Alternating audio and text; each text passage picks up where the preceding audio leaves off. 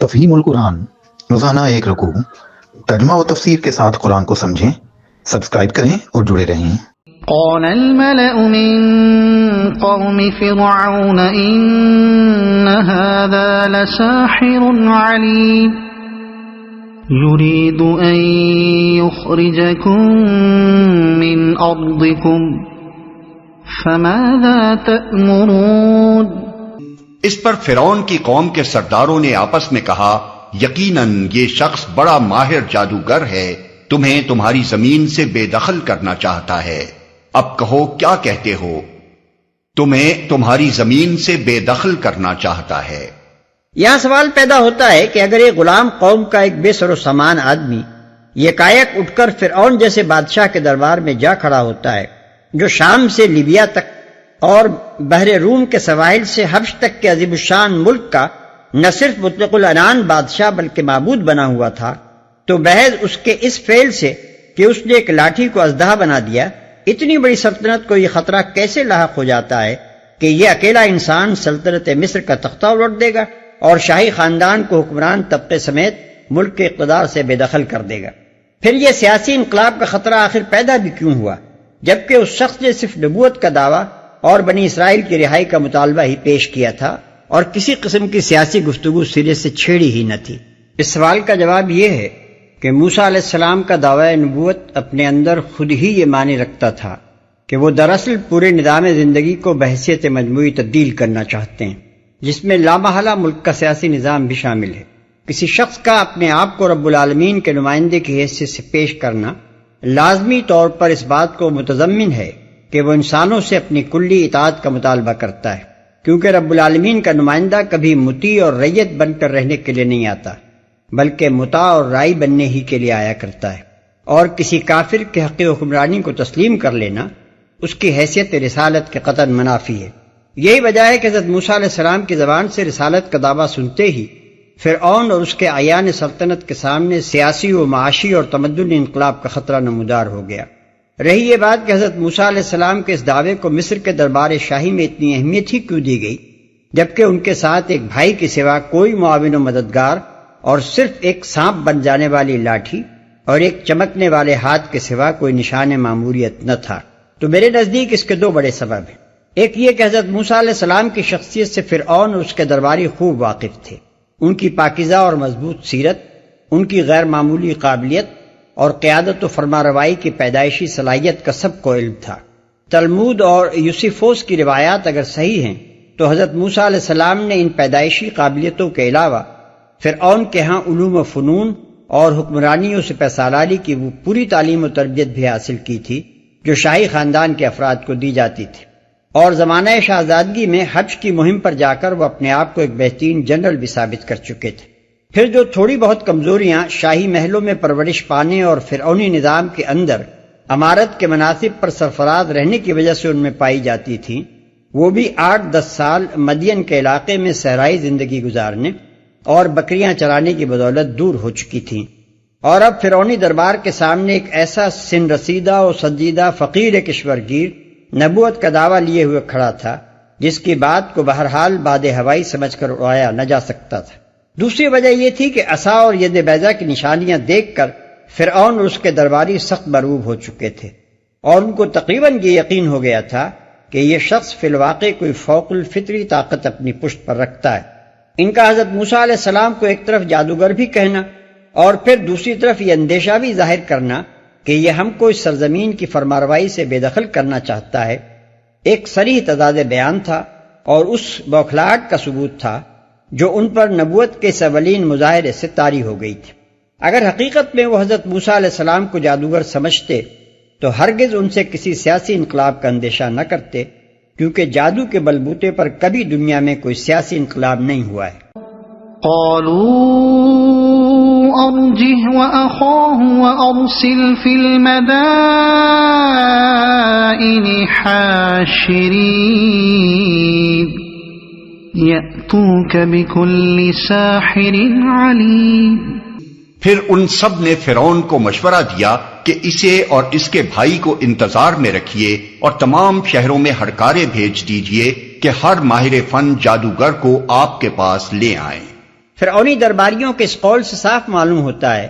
کہ ان کے ذہن میں خدائی نشان اور جادو کے امتیازی فرق کا تصور بالکل واضح طور پر موجود تھا۔ وہ جانتے تھے کہ خدائی نشان سے حقیقی تغیر واقع ہوتا ہے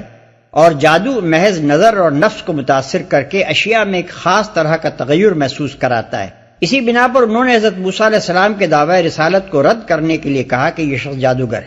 یعنی عصا حقیقت میں سانپ نہیں بن گیا کہ اسے خدائی نشان مانا جائے، بلکہ صرف ہمیں ایسا نظر آیا کہ وہ گویا سانپ تھا جیسا کہ ہر جادوگر کر لیتا ہے۔ پھر انہوں نے مشورہ دیا کہ تمام ملک کے ماہر جادوگروں کو بلایا جائے اور ان کے ذریعے سے لاٹھیوں اور رسیوں کو سانپوں میں تبدیل کر کے لوگوں کو دکھا دیا جائے،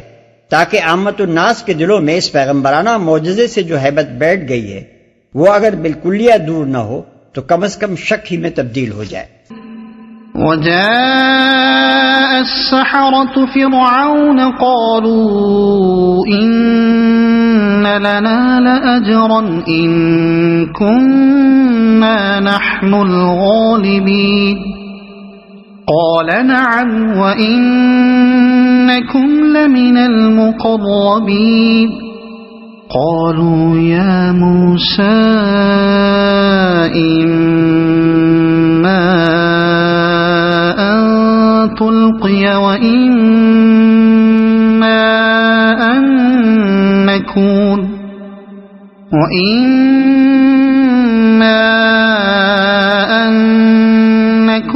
نحن الملقين۔ چنانچہ جادوگر فرعون کے پاس آ گئے، انہوں نے کہا اگر ہم غالب رہے تو ہمیں اس کا صلہ تو ضرور ملے گا۔ فرعون نے جواب دیا ہاں اور تم مقرب بارگاہ ہوگے۔ پھر انہوں نے موسیٰ سے کہا تم پھینکتے ہو یا ہم پھینکیں؟ قال ألقوا فلما ألقوا سحروا أعين الناس واسترهبوهم وجاءوا بسحر عظيم وأوحينا إلى موسى أن ألق عصاك فإذا هي تلقف ما يأفكون۔ موسیٰ نے جواب دیا تم ہی پھینکو۔ انہوں نے جو اپنے آنچر پھینکے تو نگاہوں کو مسحور اور دلوں کو خوف زدہ کر دیا اور بڑا ہی زبردست جادو بنا لائے۔ ہم نے موسیٰ کو اشارہ کیا کہ پھینک اپنا عصا۔ اس کا پھینکنا تھا کہ آن کی آن میں وہ ان کے اس جھوٹے طلسم کو نگلتا چلا گیا۔ یہ گمان کرنا صحیح نہیں ہے کہ عصا ان لاٹھیوں اور رسیوں کو نگل گیا جو جادوگروں نے پھینکی تھی اور سانپ اور اژدہے بنی نظر آ رہی تھی۔ قرآن جو کچھ کہہ رہا ہے وہ یہ ہے کہ عصا نے سانپ بن کر ان کے اس طلسم فریب کو نگلنا شروع کر دیا جو انہوں نے تیار کیا تھا۔ اس کا صاف مطلب یہ معلوم ہوتا ہے کہ یہ سانپ جدھر جدھر گیا وہاں سے جادو کا وہ اثر کافور ہوتا چلا گیا، جس کی بدولت لاٹھیاں اور رسیاں سانپوں کی طرح لہراتی نظر آتی تھیں، اور اس کی ایک ہی گردش میں جادوگروں کی ہر لاٹھی لاٹھی اور ہر رسی رسی بن کر رہ گئی۔ فوقع الحق وبطل ما كانوا يعملون فغلبوا هنالك وانقلبوا صاغرين وألقي السحرة ساجدين قالوا آمنا برب العالمين رب موسى وهارون۔ اس طرح جو حق تھا وہ حق ثابت ہوا اور جو کچھ انہوں نے بنا رکھا تھا وہ باطل ہو کر رہ گیا۔ فرعون اور اس کے ساتھی میدان مقابلہ میں مغلوب ہوئے اور فتح مند ہونے کے بجائے الٹے ذلیل ہو گئے، اور جادوگروں کا حال یہ ہوا کہ گویا کسی چیز نے اندر سے انہیں سجدے میں گرا دیا۔ کہنے لگے ہم نے مان لیا رب العالمین کو، اس رب کو جسے موسیٰ اور ہارون مانتے ہیں۔ اس طرح اللہ تعالیٰ نے فرعونیوں کی چال کو الٹا انہی پر پلٹ دیا۔ انہوں نے تمام ملک کے ماہر جادوگروں کو بلا کر منظر عام پر اس لیے مظاہرہ کرایا تھا کہ عوام الناس کو حضرت موسیٰ علیہ السلام کے جادوگر ہونے کا یقین دلائیں یا کم از کم شک ہی میں ڈال دیں، لیکن اس مقابلے میں شکست کھانے کے بعد خود ان کے اپنے بلائے ہوئے ماہرین فن نے بالاتفاق فیصلہ کر دیا کہ حضرت موسیٰ علیہ السلام جو چیز پیش کر رہے ہیں وہ ہرگز جادو نہیں ہے، بلکہ یقیناً رب العالمین کی طاقت کا کرشمہ ہے جس کے آگے کسی جادو کا زور نہیں چل سکتا۔ ظاہر ہے کہ جادو کو خود جادوگروں سے بڑھ کر اور کون جان سکتا تھا۔ بس جب انہوں نے عملی تجربے اور آزمائش کے بعد شہادت دے دی کہ یہ چیز جادو نہیں ہے، تو پھر فرعون اور اس کے درباریوں کے لیے باشندگان ملک کو یہ یقین دلانا بالکل ناممکن ہو گیا کہ موسیٰ محض ایک جادوگر ہے۔ قال فرعون آمنتم به قبل أن آذن لكم إن هذا لمكر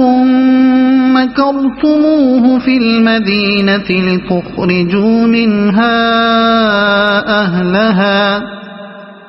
فسوف تعلمون لأقطعن أيديكم وأرجلكم من خلاف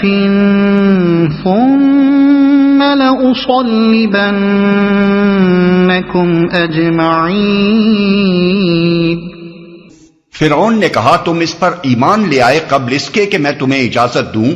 یقیناً یہ کوئی خفیہ سازش تھی جو تم لوگوں نے اس دارالسلطنت میں کی تاکہ اس کے مالکوں کو اقتدار سے بے دخل کر دو۔ اچھا تو اس کا نتیجہ اب تمہیں معلوم ہوا جاتا ہے،